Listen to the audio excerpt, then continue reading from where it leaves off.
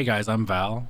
Frozen Orb has been massively buffed this season with the new unique and the chance for it to cast twice. The purpose of this build is to provide an entry-level leveling build without using any uniques. And I will be doing a follow-up video of the endgame variation of this build. For the abilities, I'm using Teleport. This is a form of Unstoppable. You gain 30% movement speed and 30% damage reduction for 3 seconds. It's also the main movement skill for this class. The next ability is Ice Armor. A barrier of ice forms around you for 6 seconds, absorbing 30% of your base life and damage. While Ice Armor is active, 5% of your damage dealt is added to the barrier. Your mana regeneration is increased by 30%, and you will periodically chill nearby enemies and deal 15% increased damage to frozen enemies. Next, I'm using Flame Shield. It makes you immune to damage for 2 seconds. For the ultimate, I'm using Deep Freeze, mainly just because it's a leveling build.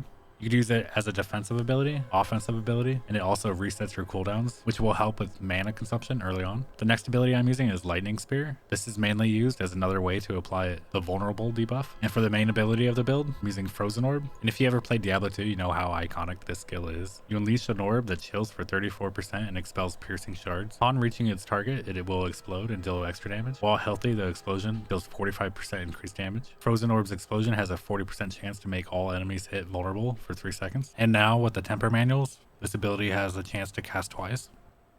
For the enchantments, I'm using Frozen Orb. Whenever you cast a non-basic skill, you have a 30% chance to launch Frozen Orb at a nearby enemy. So pretty much when you use any ability, you're gonna have 30% chance to cast an additional Frozen Orb for free, including when you cast Frozen Orb itself. The next enchantment is Fireball. When you kill an enemy, they explode in a fireball for 50% of its damage. This will add extra AoE damage to our Frozen Orb and will set off chain reactions when you kill an enemy. It's very useful for AoE leveling. This is not a late game build. This would be changed for endgame variation. For the defensive temper manuals, you could pretty much use whatever you want until World Tier 4 and later endgame, where you're going to want to focus on resist and armor. For the aspect on the helm, I'm using Disobedience. You increase your armor for 4 seconds when you deal any form of damage. For the chest, I'm using Undying. When you cast a skill, you will heal for up to 1.7% of your life. Double this while you're below 50% life. For the gloves, I'm using Biting Cold. When you freeze an enemy, there's up to a 40% chance they become vulnerable for 3 seconds. For the pants, I'm using Exploiters. This will help with single target DPS against unstoppable mobs such as bosses. For the boots, I'm using Ghostwalker at the moment. It's just for extra movement speed. While unstoppable and for 4 seconds after, you gain up to 25% increased movement speed and can move freely through enemies. For the main hand, I'm using the aspect of control. You deal up to 35% more damage to immobilized, stunned, or frozen enemies, which will apply to pretty much everything we fight besides bosses. And for the temper manual, you're going to want to use chance for Frozen Orb projectiles to cast twice for the main hand and offhand. For the aspect on the offhand, you deal up to 30% increased damage to vulnerable enemies while you have a barrier. For the first ring, I'm using the Prodigy's aspect. Using a cooldown will restore your mana. And for the second ring, I'm using Umbral. Restore up to 6 mana when you crowd control an enemy. And for the amulet, since I'm not using any uniques, I'm using the Frozen Orbit aspect. Frozen Orb explodes 2 additional times at its destination for up to 90% of its damage.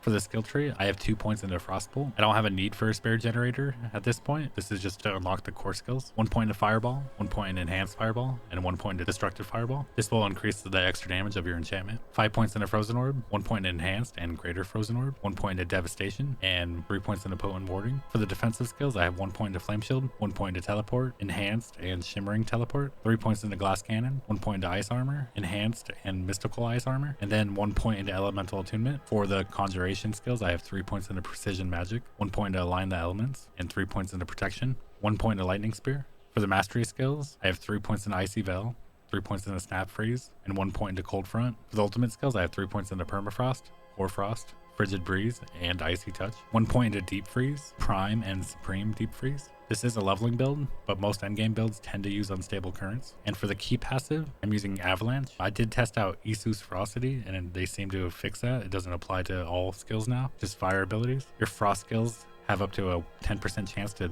make your next cast of Ice Shards, Frozen Orb, or Blizzard consume no mana and deal 45% increased damage. Chances doubled against vulnerable enemies. This is useful for this build because while leveling, mana tends to be an issue until you get optimal gear. The main goal of the build is to get as many casts of Frozen Orb, free or otherwise, out as possible. It's basically just an AoE grinding build. The build will have major adjustments for late game. Next, I'm going to show some short gameplays just so you get an idea of how the build works. Hell Tides in World Tier 4.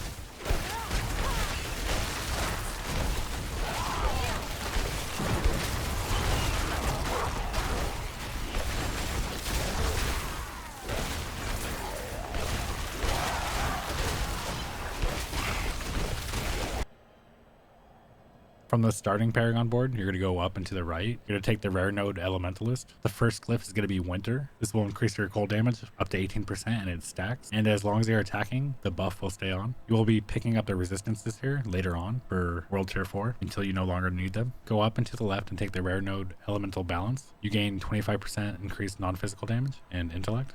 The next board is going to be Enchantment Master. I am not taking the legendary node. I am going to be taking the non-physical damage here and the resistance, and the glyph is going to be Elementalist. Dealing fire, cold, or lightning damage to an enemy increases all damage you deal to them by 5% for 10 seconds, stacking once per element. So it's going to be a 15% increase to your damage because we are using fire, cold, and lightning damage.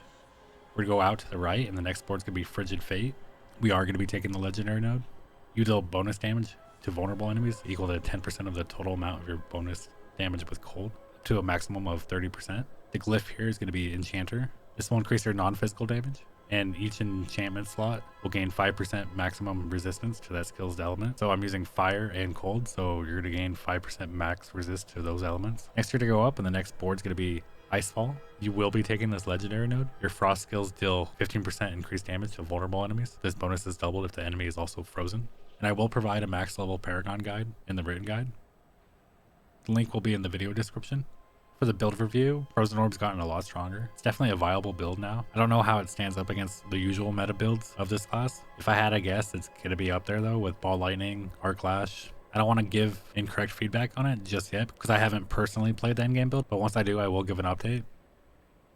I wanted to make a few leveling builds before I did endgame content right away. Just, I want to help people out if they're coming back or, they haven't played for a while or it's their first time playing.